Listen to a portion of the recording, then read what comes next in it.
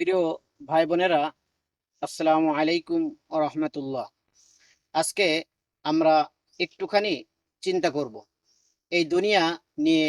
আমরা কার জন্য কাজ করছি, কিসের জন্য এত দৌড় ঝাঁপ? এই জীবনটার শেষ কোথায়? আল্লাহ তাআলা বলেন, এই দুনিয়ার জীবন তো ধোঁকার বস্তু ছাড়া আর কিছুই না। আজ আমরা দুনিয়াকে এমনভাবে আঁকড়ে ধরেছি যেন এখানেই আমরা চিরকাল থাকব।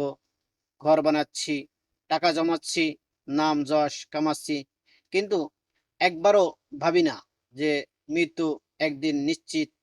তার জন্য কি প্রস্তুত হচ্ছি?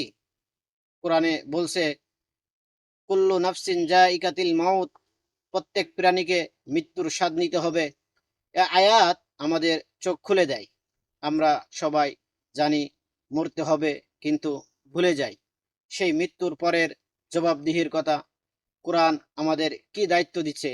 ওমা খলাকতুল জিন্না ওয়াল ইনসা ইল্লা লিয়াবুদু, আমি মানুষ ও জিন জাতিকে সৃষ্টি করেছি শুধুমাত্র আমার ইবাদতের জন্য।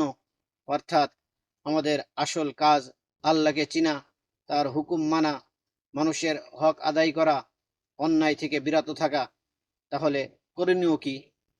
আল্লাহকে ভয় করতে শিখুন, 5 ওয়াক্ত নামাজ পড়ুন, মানুষের হক নষ্ট করবেন না, দুনিয়ার মোহে না পড়ে আখিরাতের জন্য প্রস্তুত হন।